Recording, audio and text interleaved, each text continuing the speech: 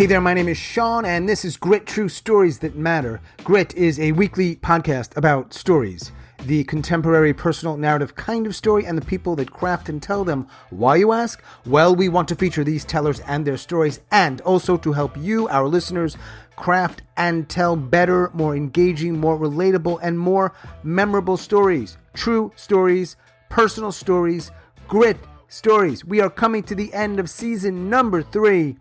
Dedicated to the grit talks and the best of, and today we've got 2 stories from the Mental Health Happyish Hour virtual open mic, still kicking it almost 2 years in now. The first is by Dotty O'Donnell up in the Commonwealth of Massachusetts, and the second is by a Mr. Jameer Pan who resides in New York City. I hope you enjoy both of these stories. Check the show notes for upcoming events, including the Mental Health Happyish Hour on August 7th, that's 8 p.m., always on Sundays, as well as the National Storytelling Network Grand Slam Championships, which will have 10 stellar tellers, including this bald guy.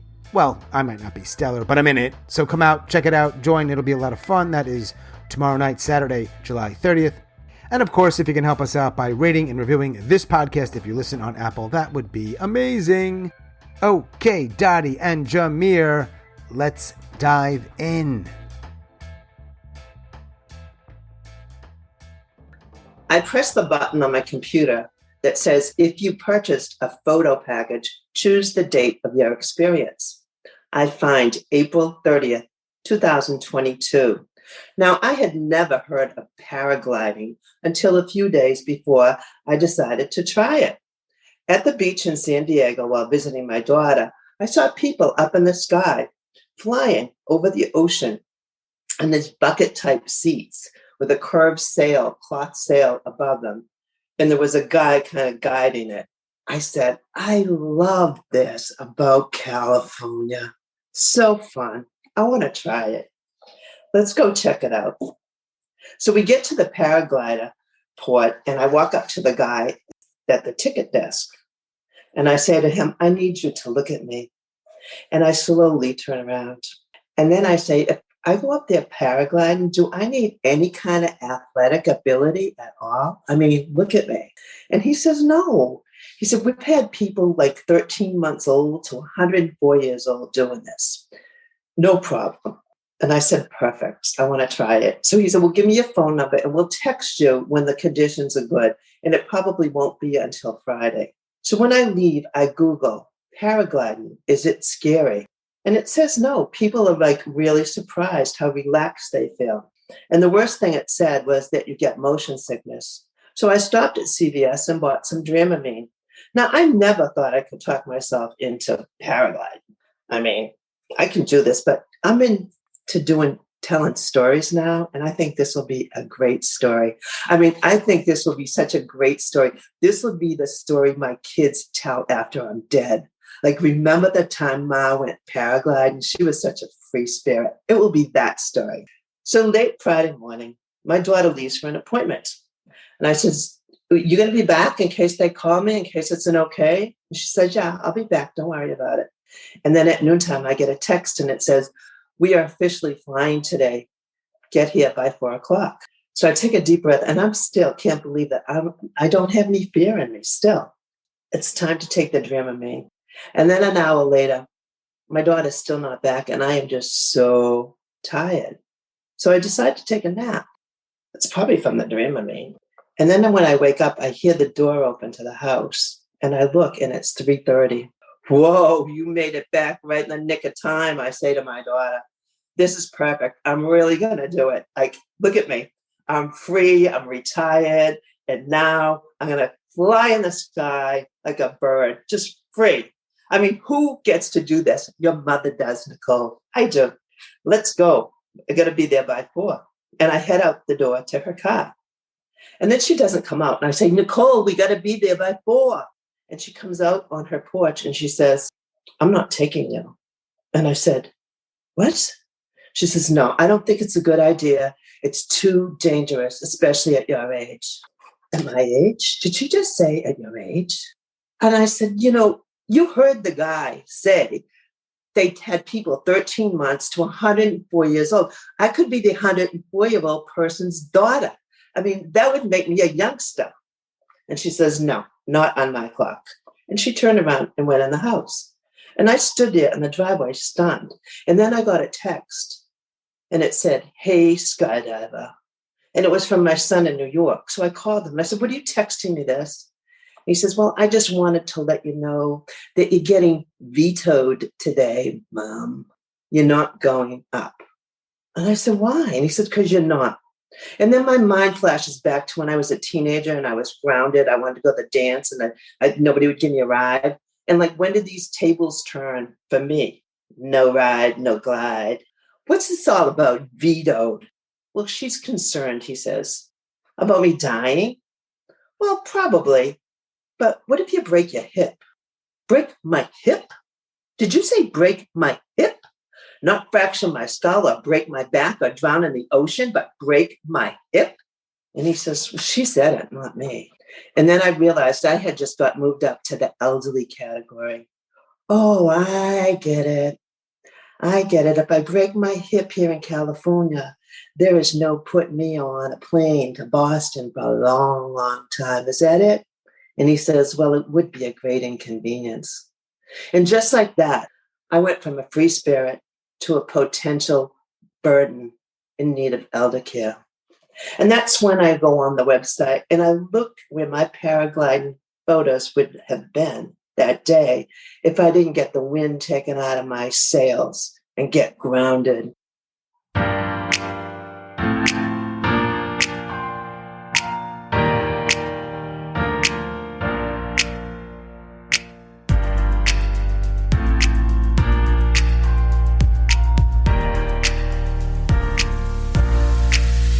This is November 2020. I just moved into my apartment in Jersey City. I was living at my mom's house during the pandemic. And as a 31-year-old man, to live back home at your childhood space is a bit jarring. Needless to say, I was happy that I got a chance to spend time there because it taught me the importance of why I needed my own space. So I had been there since August. I got a new job. I was working at this entertainment company as a video director. Very proud of myself. And as I'm setting up my home in those months, I decided to call my dad. My dad and I don't necessarily have the best relationship. When my dad and my mom were together when I was young, it was really great. It's great to have my father around just because I got a chance to see two people who look like me be in a relationship that was happy, fun, and exciting. And when my parents divorced when I was 9, it totally crushed me.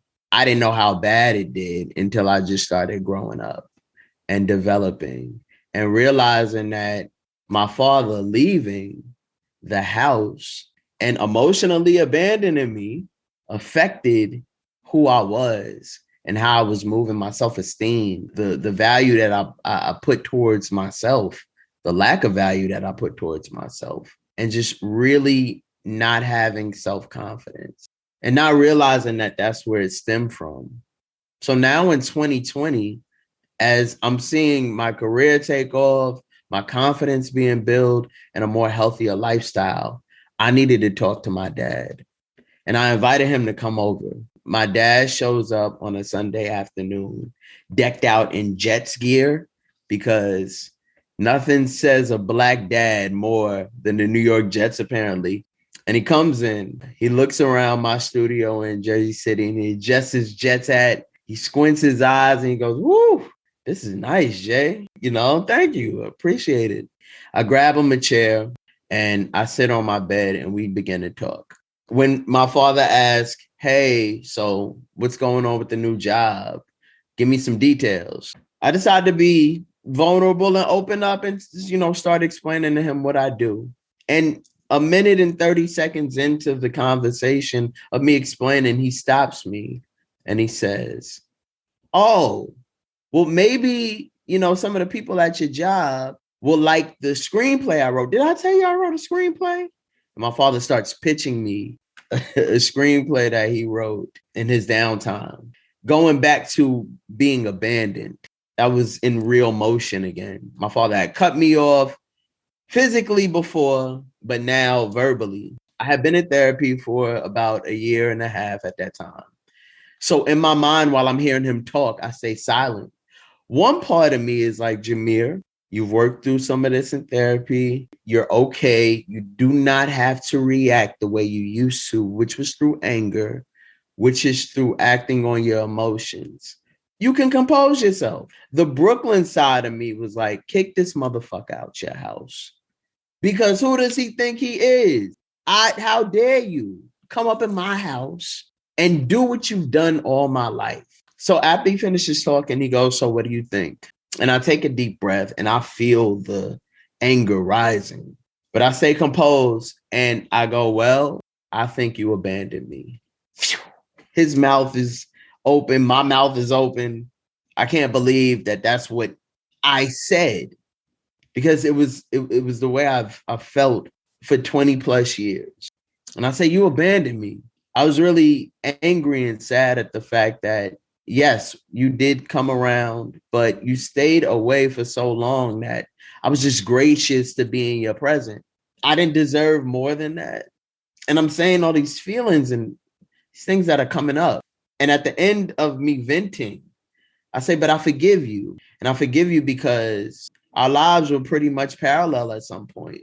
Your father abandoned you, and you went through life's obstacles feeling low self-value, not being able to be yourself. A lot of the same things that I've dealt with, and I see that now. I didn't know that before, but I see it now, so I forgive you. And I gave him a hug and I walked him out.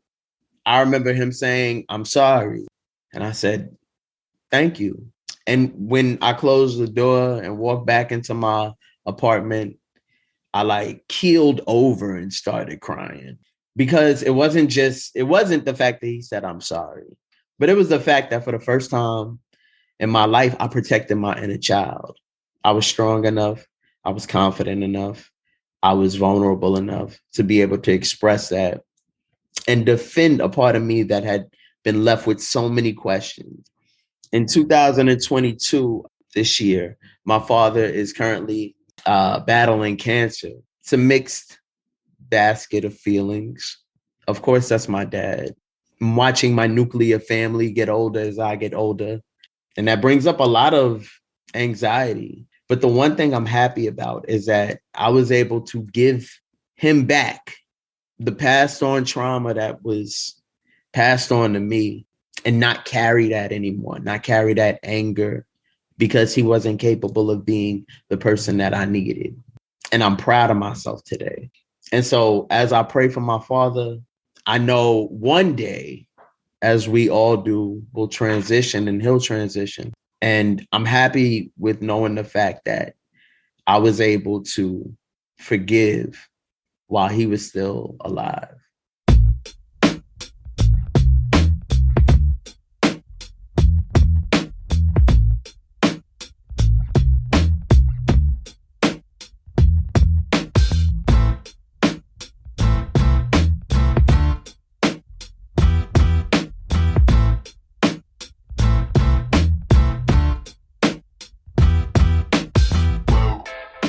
As always, thanks so much for listening and all of your support. Special thanks to our storytellers, Dotty O'Donnell and Jameer Pant. Thank you both for crafting your stories and telling your stories and letting me use them here on the Grit Podcast. Check the show notes for upcoming events, including the Mental Health Happyish Hour, virtual open mic Sunday night, 8 p.m. August 7th is the next one. We'd love to see you there, whether you want to tell a story or watch some stories, or both. And oh, by the way, if you are hearing this before tomorrow night, which is Saturday, July 30th, the National Storytelling Network is having its Grand Slam Championships. There are several good tellers, including this bald guy in North Carolina. I'll put a link there if you want to come out and support. And that is all for episode number 93. Wait for it. Boom.